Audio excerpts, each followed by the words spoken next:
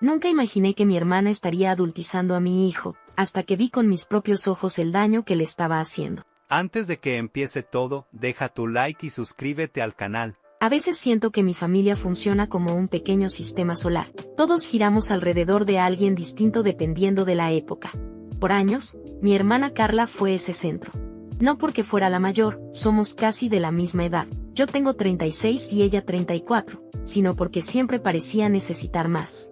Y yo, por costumbre o por culpa, siempre estuve ahí para sostenerla cuando todo se le desmoronaba. Carla es mamá soltera de 2 niños, Mateo, de 8 años, y Sophie, de 3. El papá de ellos está totalmente fuera del panorama, así que la vida diaria de mi hermana es, bueno, un caos bonito, pero caos al fin. Yo he tratado de ayudarles siempre que puedo. A veces porque quiero, a veces porque no quiero discutir, y la mayoría de las veces porque siento que es lo correcto. Eso lo tengo muy claro. Mi hijo, Diego, tiene 15 años, y desde que sus primos nacieron, él se convirtió en el sobrino favorito. No lo digo solo porque soy su mamá, lo digo porque Carla lo repite cada que tiene oportunidad. Ay, Diego es tan noble, Diego es el único que me ayuda sin quejarse, Diego tiene un corazón que no cualquiera. Y es cierto, Diego siempre ha sido un muchacho tranquilo, responsable, cariñoso. Nunca fue rebelde, nunca fue de contestarme, nunca fue de hacerme batallar. Siempre dispuesto, siempre abierto a ayudar. Y mis sobrinos lo adoran. Para ellos, Diego es una mezcla rara entre primo mayor, superhéroe y parque de diversiones. Mateo lo sigue para todos lados y Sophie lo llama Dego y se aferra a su pierna como si él fuera su mueble favorito. Así empezó todo, inocente, familiar, normal. Ayuditas pequeñas aquí y allá. Nada parecía peligroso. Nada parecía cruzar un límite. Pero ahora que lo cuento desde la distancia emocional que me obligué a tener, veo señales que antes ignoré. Carla tiene esta costumbre de pedir favores rápidos que nunca son rápidos. Me llamaba a media tarde, cuando yo apenas estaba saliendo del trabajo o terminando alguna junta, y me decía, oye, ¿me haces un parito? ¿Puedes mandar a Diego por Mateo a la escuela? Es que estoy atoradísima, pero ¿tú dónde estás? Le preguntaba. Aquí, resolviendo unas cosas, no tardo nada. Es solo hoy. Y Diego, como siempre, decía que sí. No porque quisiera, sino porque en ese entonces él todavía veía todo como una extensión natural de lo que es pertenecer a una familia. Después eran pequeñas cosas.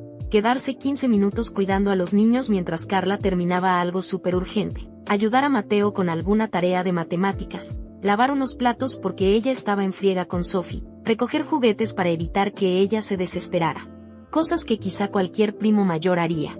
Cosas que, vistas aisladas, no tienen nada de malo. Pero yo empecé a notar esa mirada en mi hijo. No era enojo. Tampoco hartazgo total. Era esa sensación de esto ya no es opcional, ese cambio sutil en su postura, como si sintiera que él debía hacerlo. Como si no hubiera espacio para decir que no. Lo veía apretar un poquito la mandíbula cuando sonaba el celular y veía el nombre de su tía. Veía que dejaba de reírse con la misma facilidad cuando hablábamos de que iríamos a ver a los primos. Lo veía más callado cuando regresábamos de su casa. Y aún así, nada de esto me pareció alarmante. En mi cabeza, todo seguía siendo parte de una dinámica familiar normal. Yo ayudaba a mi hermana, mi hijo apoyaba a sus primos, y todos seguíamos adelante. Una familia ayudándose mutuamente. Eso era lo que quería creer. Hasta que empezaron a haber pequeños gestos, frases, silencios, cosas que yo no sabía interpretar todavía, pero que ya estaban ahí, como piedritas en el zapato que no molestan de inmediato, pero que si caminas lo suficiente acaban por lastimar. Diego empezaba a decir, otra vez. Cuando Carla pedía algo. ¿Tengo que ir? Hoy quería hacer otra cosa. Y siempre que él dudaba, mi hermana encontraba la forma de envolver la petición con una capa de culpa suave, casi imperceptible, pero efectiva. Ay, Diego, eres el único que me echa la mano, no más tantito, ¿sí? Dura 15 minutos, te lo prometo. No seas así, hijo, Mateo te espera con su tarea. Y Diego, al final, siempre cedía. Yo lo veía. Yo lo sentía. Pero por culpa, por miedo a generar fricción, por no querer parecer injusta con mi propia hermana, guardé silencio. Y eso, ahora lo entiendo, fue el primer error. Lo que pasó después fue tan gradual que, si alguien me lo hubiera contado de golpe, habría pensado que estaba exagerando. Pero no, esto fue como una cuerda que se tensa un poquito cada día, hasta que un día notas que ya no puedes ni mover los brazos. Las peticiones de Carla empezaron a cambiar de tamaño, de tono y de horario. Primero fue algo que me hizo ruido, pero traté de justificar. Oye, me dijo por mensaje una noche a las 10:43. ¿Diego podrá quedarse a dormir aquí mañana? Es que necesito salir muy temprano y la verdad se me complican muchísimo las mañanas con los dos niños. Él me ayuda un chorro. Prometo que lo traigo saliendo de dejar a Mateo. Leí el mensaje 2 veces. Era miércoles. Diego tenía entrenamiento de básquet la siguiente mañana. Además, era un niño de 15 años, no un adulto responsable de resolver la rutina matutina de otra familia. Aún así, le pregunté a Diego, hijo, ¿quieres ir? Me dijo que no había bronca. Pero su voz traía ese tono de ¿qué pasa si digo que no? Ese tono que yo ya conocía demasiado bien. Lo dejé decidir, y él aceptó. Carla lo recogió con un agradecimiento exagerado, como si le estuviera regalando un órgano. Esa fue la primera noche. Luego vinieron más peticiones similares. ¿Puede Diego venir temprano para ayudarme a que Sophie se aliste? ¿Puede dormirse aquí? Mateo anda bien rebelde y Diego lo calma. No sé qué haría sin él. Pero lo que más me empezó a incomodar no fueron las tareas prácticas. Fue lo emocional. Carla desarrolló un hábito, usar a Diego como si fuera un adulto en el que apoyarse, un compañero emocional, un mediador, un guía. Un día él llegó a la casa y me dijo con un suspiro cansado, tía Carla me habló de su ex otra vez. ¿Cómo que otra vez? Pregunté, dejando de picar verduras. Pues, me pidió que la escuchara. Dice que soy el único que la entiende, que no confía en nadie más. Me quedé helada un momento. ¿Y qué te contó? Muchas cosas que, no sé, ma. Cosas que no son para mí, de cómo la trató mal, de que está pensando en si regresa o no, de que necesita a alguien que la acompañe a recoger unas cosas. No sé, se puso a llorar, y yo no sabía qué hacer. Sentí un nudo en la garganta. Para Diego, que siempre ha sido empático, esto era demasiado. Pero la cosa no terminó ahí. Carla empezó a decirle frases que cruzaban una línea que quizá ella no veía, o quizá sí, pero que a mí me hicieron ruido desde la primera vez que las escuché. Diego, tú eres el hombre de esta casa cuando vienes. Confío más en ti que en cualquier adulto, te lo juro. Eres el único que me escucha sin juzgarme. No sé por qué, pero contigo siento que puedo hablar de todo. Nunca me había sentido tan apoyada por un hombre.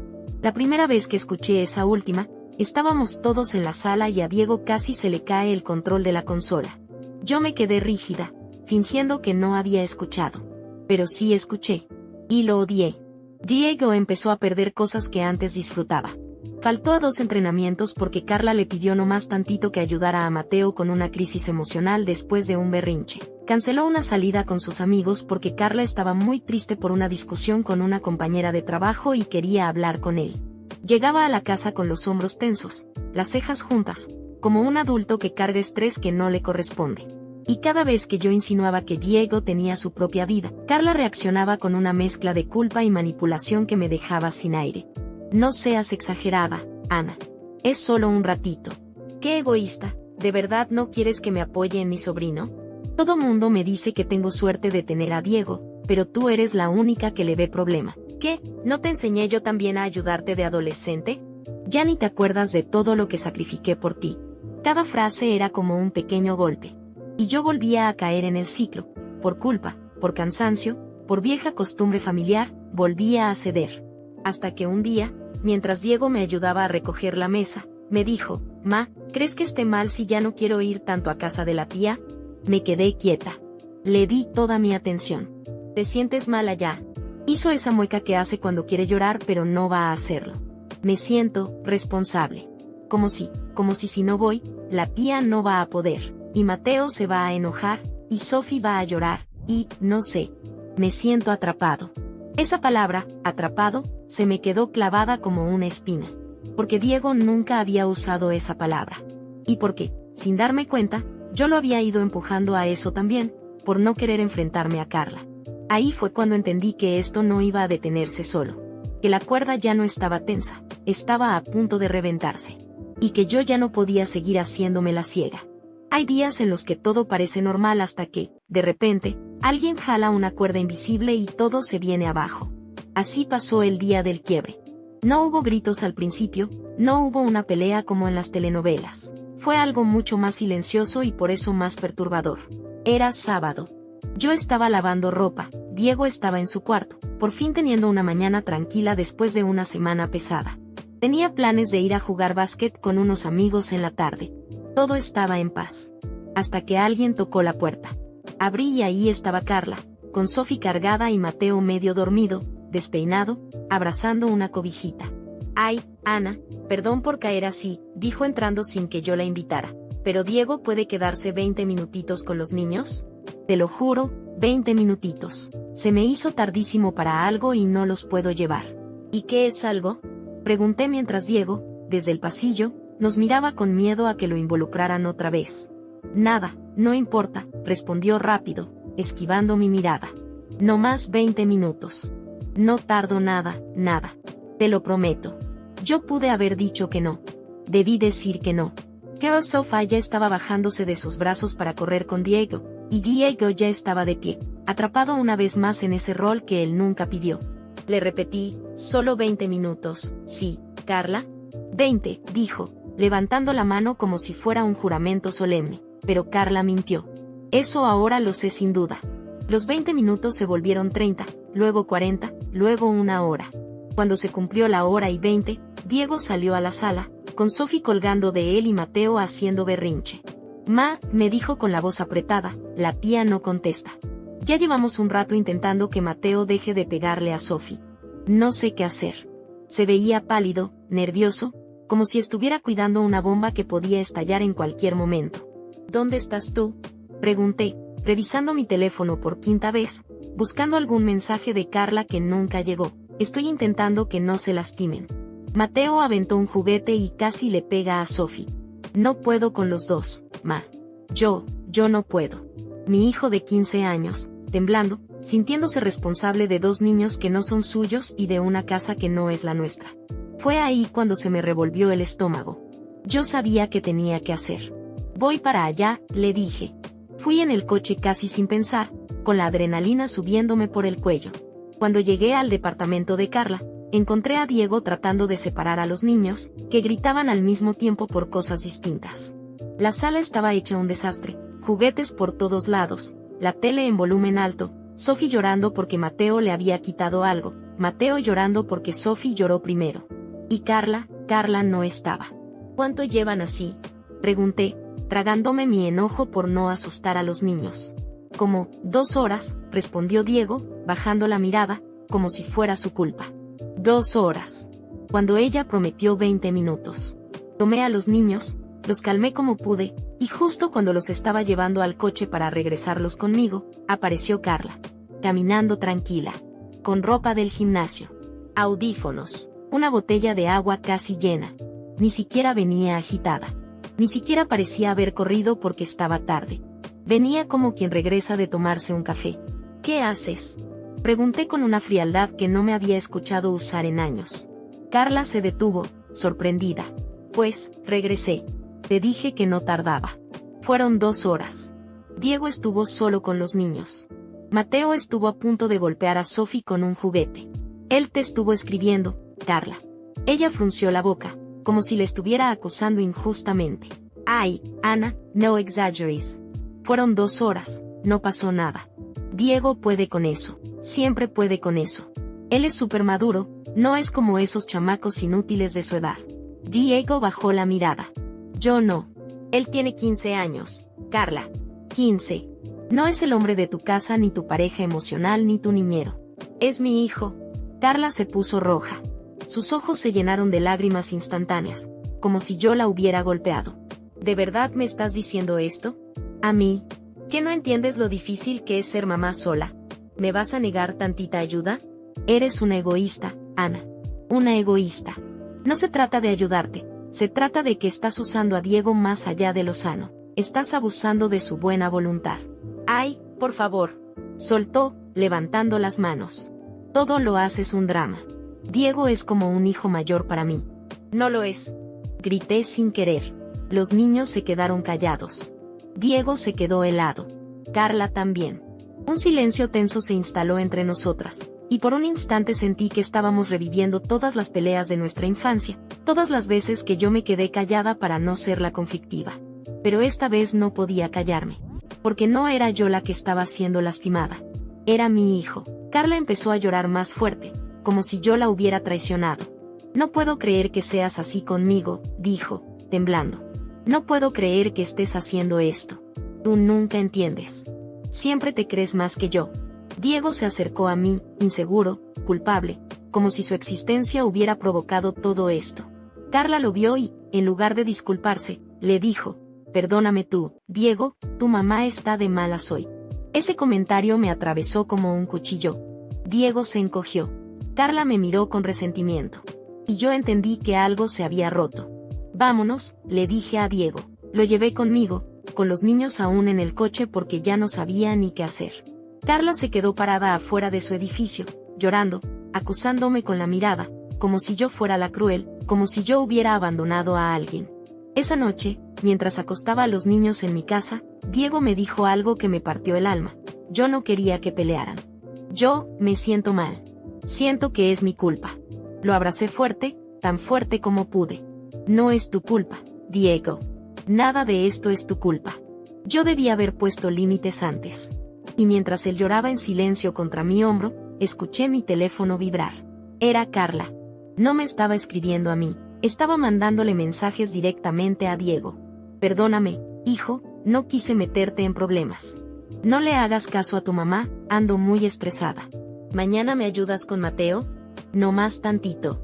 Y ahí, en ese instante, supe que el problema no había terminado. Apenas estaba empezando. Cuando pienso en ese día, todavía siento un pequeño vacío en el estómago. Como si la realidad hubiera cambiado de golpe, obligándome a ver algo que yo estuve ignorando por demasiado tiempo. No fue un accidente, no fue mala suerte, no fue una exageración de mi parte. Fue una verdad incómoda cayendo de repente sobre mi cabeza. Y la verdad llegó por alguien que yo jamás habría esperado, la maestra de Mateo. Todo empezó una tarde cualquiera. Diego estaba haciendo tarea en la mesa del comedor y yo estaba preparando arroz. Mis nervios seguían sensibles después de la pelea con Carla. El silencio en mi casa se sentía distinto, más denso. Nos habíamos alejado por unos días, lo cual en nuestra familia era señal de que algo serio había pasado. Yo trataba de actuar normal, pero Diego estaba inquieto. Revisaba su celular a cada rato. No lo decía, pero yo sabía que esperaba otro mensaje de Carla. Sabía que parte de él no quería recibirlo, pero otra parte sí, porque ella lo hacía sentir responsable, necesario, indispensable. Eso era lo peor, que él creyera que le estaba abandonando si no contestaba. Pero ese día no fue Carla quien escribió. Mi teléfono sonó y vi un mensaje de un número desconocido. Abrí, hola, ¿hablo con la mamá de Diego? Soy Miss Renata, maestra de Mateo. Casi dejo caer la cuchara. Era raro que una maestra me buscara directamente. Le respondí y, en menos de 5 minutos, me pidió si podía pasar por la escuela para hablar algo breve, pero importante. Mi corazón comenzó a latir más rápido. Diego, ahorita vengo, le dije. ¿Todo bien, ma? Creo que sí. No tardo. Pero sí tardé. Porque lo que escuché ahí cambió todo. La maestra me recibió frente al portón, con esa expresión suave pero seria que usan los docentes cuando van a decir algo difícil sin querer causar daño. Gracias por venir, Ana, me dijo. No quería que pasaran días sin comentar esto. No es una emergencia, pero es algo que noté. Respiré hondo. ¿Pasó algo con Mateo? En parte sí, dijo ella, con cautela, pero también tiene que ver con Diego. Se me apretó la garganta. ¿Diego hizo algo malo? No, al contrario, respondió rápido, negando con la cabeza. Diego siempre ha sido muy respetuoso cuando viene a recoger a Mateo o cuando acompaña a su tía. Todos aquí lo vemos como un joven muy centrado. Eso es parte del problema, porque es demasiado centrado para su edad. La frase me cayó pesada. La maestra continuó, Mateo comentó hoy, muy casual, que Diego es el que manda en la casa cuando su mamá llora. Lo dijo jugando, pero con niños, usted sabe, a veces la inocencia muestra cosas. Yo le pregunté qué quiso decir y él dijo que su mamá le cuenta todo a Diego, que Diego la consuela, que él es como el papá cuando está ahí. Me quedé fría. Era lo que yo temía escuchar en voz de alguien más. La maestra me miró con empatía, como si entendiera algo sin conocer la historia completa. Ana, voy a decirle algo con mucho respeto, dijo, su hermana trata a Diego como si fuera su pareja emocional. No su sobrino, no su ayudante, su compañero. Las palabras hicieron eco, como un cuarto vacío. Eso puede ser muy dañino para un joven de 15 años, añadió. Lo pone en un rol que no le corresponde, en un tipo de responsabilidad emocional que no debe cargar. Yo asentí, porque las lágrimas ya estaban asomándose y si hablaba, me iba a quebrar. No le dije nada a la niña ni a su hermana, aseguró. No quiero generar conflicto familiar. Solo, creo que Diego necesita distancia. Y usted necesita protegerlo de este tipo de dinámicas. Lo digo como maestra, pero también como mamá. Quise decir gracias, pero la voz no me salió. Ella tocó mi brazo suavemente. Si necesita algo, la escuela puede ayudar. Podemos orientar a su hermana hacia apoyos gratuitos para padres solos. No está sola en esto. Yo solo asentí otra vez. Regresé al coche con la garganta cerrada. Me quedé ahí sentada unos segundos, respirando hondo, intentando procesar lo que acababa de escuchar. Porque una cosa era sospecharlo, otra era escucharlo en voz de un niño de 8 años. Y otra muy distinta era que una profesional lo confirmara con tanta claridad. Diego no era un sobrino favorito, ni un primo responsable, ni un apoyo ocasional.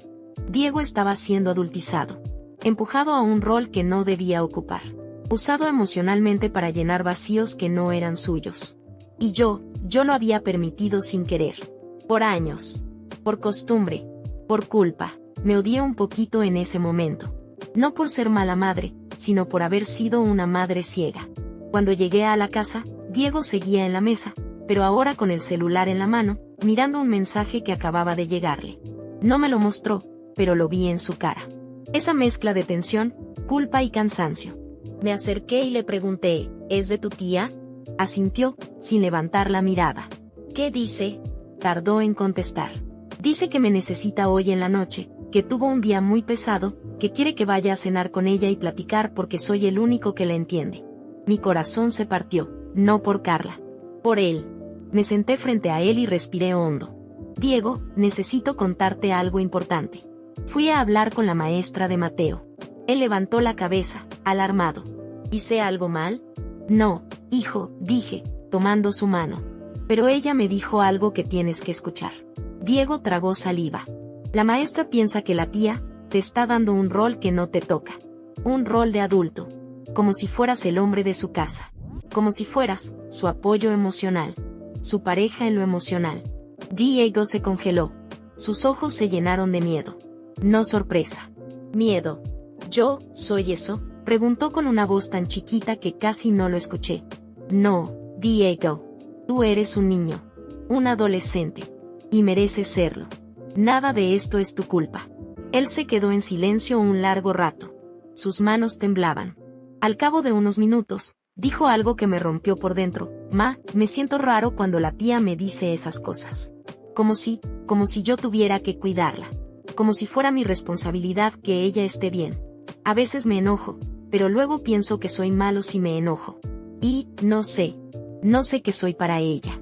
Lo jalé hacia mí, lo abracé fuerte, sentí cómo se quebraba contra mi pecho. Hijo, susurré, tú no eres su pareja, ni su papá, ni su terapeuta. No tienes que ser nada de eso. No tienes que cargar nada que no sea tuyo.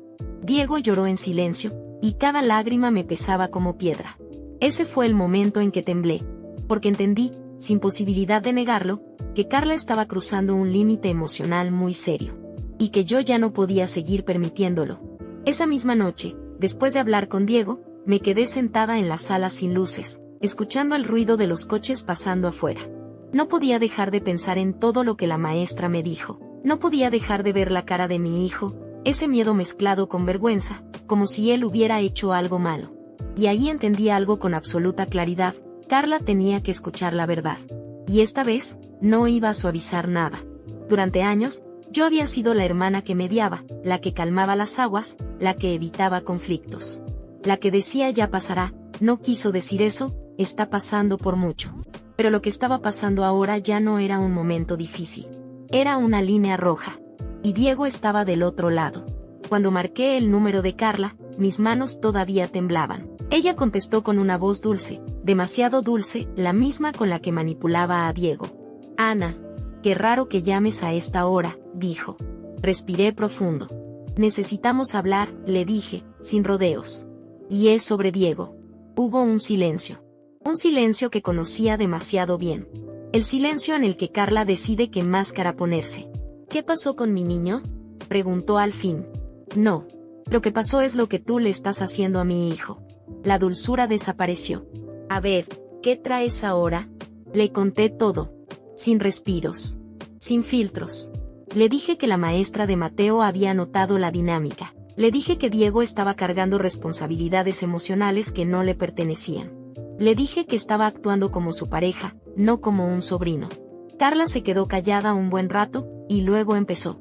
Ay, Ana, por favor, soltó, con una risa incrédula. Qué exagerada eres. Yo solo le pido compañía. ¿Qué tiene de malo que un adolescente pase tiempo con su tía? No es tiempo, Carla, la interrumpí, firme. Es emocionalidad. Es dependencia. Es presión. Tú le escribes llorando que él es el único que te entiende, que no puedes sola, que necesitas verlo para sentirte bien. Carla no dijo nada. Y sí, seguí, entiendo que estás pasando momentos feos, pero un niño de 15 años no puede ser tu soporte emocional. Eso es abuso emocional, Carla. Te guste o no. Escuché como ella inhalaba fuerte, como si le hubiera golpeado el orgullo. ¿Abuso? ¿Ahora soy una abusadora? Por favor, Ana. Yo lo quiero como si fuera mío. Él me quiere. Nosotros tenemos una conexión especial. Algo que tú nunca vas a entender porque yo soy la mamá, Carla. El silencio que vino después fue más helado que los anteriores. Diego ya no va a ir a tu casa por un tiempo, continué. Necesita distancia. Necesita sentirse niño otra vez. Ella explotó. Estás exagerando todo. Estás metiendo cosas en su cabeza. Lo estás alejando de mí. No, respondí, con la voz más serena que pude. Tú lo alejaste cuando empezaste a ponerle un rol que no le toca. Cuando empezaste a tratarlo como pareja sin darte cuenta. Cuando lo hiciste sentir responsable de tu estabilidad. Eso no es amor, Carla. Eso es cargarlo con tus heridas. Ella empezó a llorar. Un llanto agudo, desesperado, conocido. Un llanto que muchas veces derrumbó a Diego. Ana, yo no sabía, yo solo, no quiero sentirme sola. Su voz me quebró por dentro. Porque también era mi hermana, porque también estaba rota en varios lugares. Porque también la quería. Pero querer a alguien no significa permitirle dañar a tu hijo. No estás sola, Carla, dije suavemente. Pero Diego no puede ocupar ese lugar. Él no puede ser tu sostén. Tienes amigos, tienes grupos de apoyo, tienes gente adulta. Pero él no. Ella sollozó más fuerte. ¿Y si me dejas? ¿Si todos me dejan? No te estoy dejando. Te estoy poniendo un límite. Uno sano. Uno necesario. Y si quieres, puedo ayudarte a buscar apoyo profesional. Pero con Diego, se acabó. Hoy mismo. Carla volvió a quedarse muda. Por primera vez en años, no encontró palabras para manipular, suavizar o culpar. ¿De verdad vas a hacer esto?, susurró. Sí, respondí. Porque yo soy mamá antes que hermana. Y porque a Diego lo escogí para protegerlo, no para entregarlo. Cuando colgué, me sentí vacía. No triunfante. No aliviada. Vacía. Era como si hubiera arrancado algo de mi propia piel. Como si en esa llamada hubiera perdido a la Carla que yo conocía desde niña, pero también había recuperado algo que necesitábamos, la cordura. Diego salió de su cuarto al verme en la sala. Tenía los ojos hinchados de tanto llorar más temprano. ¿Hablaste con la tía?, preguntó, con miedo. Asentí. ¿Y qué dijo? Tragué saliva. Dijo cosas que no vienen al caso ahora. Lo importante es que ya no tienes que ir cuando ella te pida. Ni hoy, ni mañana, ni por un buen tiempo. Vamos a poner límites. Yo me encargo. Diego parpadeó varias veces, como si no entendiera. Como si la palabra límite fuera algo nuevo en su idioma. ¿De verdad, ya no tengo que ir?, preguntó en voz baja. De verdad. Sus hombros se relajaron de golpe. Sus ojos se llenaron de lágrimas otra vez, pero esta vez, no eran de miedo. Eran de alivio. Gracias, ma, dijo, abrazándome fuerte. Y ese abrazo me dijo claramente lo que más necesitaba escuchar. El niño estaba volviendo. Poco a poco, pero estaba volviendo. Las siguientes semanas fueron un silencio incómodo, como si la casa hubiera estado esperando que algo explotara en cualquier momento. Mi teléfono, que antes no paraba de sonar con mensajes de Carla, ¿me ayudas? ¿Puedo pasar? ¿Está Diego? De repente se quedó mudo. Era extraño, raro, angustiante, pero también innecesario. La primera reacción de Carla no fue un mensaje, no fue una llamada, no fue una disculpa. Fue hostilidad silenciosa. Dejó de hablarme. Dejó de escribirme. Ignoró mis estados, mis llamadas, mis intentos de decirle que, si quería hablar como adultas, yo estaba disponible. Carla no quería hablar como adulta. Carla quería seguir hablando con Diego. Y como ya no podía, me excluyó. La distancia entre nosotras se volvió evidente cuando nos encontramos por accidente en el supermercado, 2 semanas después de aquella llamada. Ella venía con Mateo y Sophie. Cuando me vio, tensó la mandíbula y volteó a otro pasillo sin siquiera saludarme. Mateo sí me vio, me hizo un pequeño gesto con la mano, como queriendo decir hola, pero Carla lo tomó del hombro y casi lo empujó para adelante, obligándolo a ignorarme también. Me dolió más eso que cualquier grito. Pero yo me repetía una y otra vez, lo estás haciendo por Diego. En casa, las cosas empezaron a cambiar rápido. Diego, por primera vez en meses, tal vez años, tenía tiempo libre. Tiempo de verdad. Tiempo de adolescente. Volvió a sus entrenamientos 3 veces a la semana. Volvió a juntarse con sus amigos para jugar básquet en la cancha. Volvió a quedarse hasta tarde riéndose con sus videojuegos. Volvió a pedir pizza un viernes como antes. Volvió a decirme ma, ya vengo sin sentir que tenía que pedir permiso para no ir a casa de Carla. Era como ver un cuerpo respirar después de haber estado sumergido demasiado tiempo. A veces me quedaba en la puerta de su cuarto, solo mirándolo, tirado en la cama, audífonos puestos, riéndose con un video tonto. Y yo pensaba, esto también es sanación. Una noche, mientras cenábamos, él me dijo algo que me hizo un nudo en la garganta. Oye, ma, me siento raro. ¿Raro cómo? Pregunté, preocupada. ¿Cómo qué? No estoy acostumbrado a no preocuparme por alguien todo el tiempo. No supe qué decirle enseguida. Porque eso exactamente, era lo que más miedo me daba, que Carla le hubiera dejado esa marca, esa sensación de que siempre debía estar vigilante, atento, disponible, como un adulto cansado. Eso se pasa, le dije al final. Tienes 15 años, hijo. No es tu trabajo cargar con nadie. Poco a poco tu cabeza va a entenderlo. Y aquí en la casa, lo único que te toca es ser tú. Nada más. Diego sonrió bajito, esa sonrisa tímida que me derrite el alma. Se siente raro, pero se siente bien, admitió. Tardamos un mes para que la casa se normalizara de verdad. Menos ansiedad. Menos tensión. Menos llantos reprimidos en el baño, míos. Menos silencio pesado en las noches, también mío. Era como si todo hubiera soltado un largo suspiro. Por supuesto, Carla seguía sin hablarme. Y sí, dolía. Dolía porque era mi hermana. Dolía porque la veía hundirse en su soledad y empujarnos lejos. Dolía porque yo sabía que su vida era difícil, que sus días eran caóticos, que ella también venía rota desde hace años. Pero mi hijo no era el parche de esa ruptura. Y aunque mi corazón quería correr detrás de ella, mi cuerpo se quedaba firme. Por primera vez en mi vida, elegí poner una barrera entre su dolor y el mío. Porque proteger a Diego no era negociable. Un domingo por la tarde, estábamos los dos preparando comida, bueno, Diego más checando su celular que ayudando, cuando me acerqué a él. Llevaba días pensando en qué decirle, cómo cerrar esa herida, cómo dejar claro lo que realmente importaba. Oye, le dije, quiero que entiendas algo. Él levantó la vista.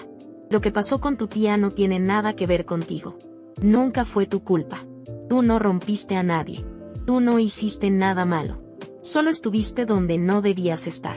Él bajó la mirada. Pero yo la dejé llorando muchas veces. No supe qué hacer, hijo, dije, acariciándole el cabello. No era tu responsabilidad saber qué hacer. Tú eres un niño. Bueno, un adolescente, pero ya me entiendes. No tienes por qué cargar con las emociones de adultos. Pero ella decía que yo era el hombre de su casa, y ahí fue donde se equivocó, respondí suavemente. No lo eras. Nunca lo fuiste. No te toca ser el hombre de ninguna casa. Ni siquiera te toca ser el fuerte de nada. Te toca ser Diego. Solo eso. Diego me abrazó, un abrazo largo, cálido, de esos que ya casi no me daba. Un abrazo que se sintió como cerrar un ciclo. Nunca supe si Carla entendió el límite. Nunca supe si buscó ayuda profesional como le sugerí. Pero sí sé algo, nunca volvió a pedirle nada a Diego. Ni un favor. Ni un mensajito. Ni una llamada llorando. Y aunque nuestro vínculo como hermanas quedó golpeado, tal vez para siempre, la calma que regresó a mi casa no tiene precio. Cuando veo a Diego salir con su mochila, reír con sus amigos, hablar de las tonterías de la escuela, o simplemente tirarse en la sala viendo videos, sé que hice lo correcto, porque a veces, proteger a un hijo significa perder algo más. Significa elegir con dolor. Significa aceptar que no puedes salvar a todos. Y yo no salvé a Carla. Pero sí salvé a Diego. De su carga. De su culpa. De su silencio. De la versión adulta que Carla quiso ponerle encima. Y ahora él puede ser lo que siempre debió ser, un adolescente. Solo eso. Y eso es suficiente.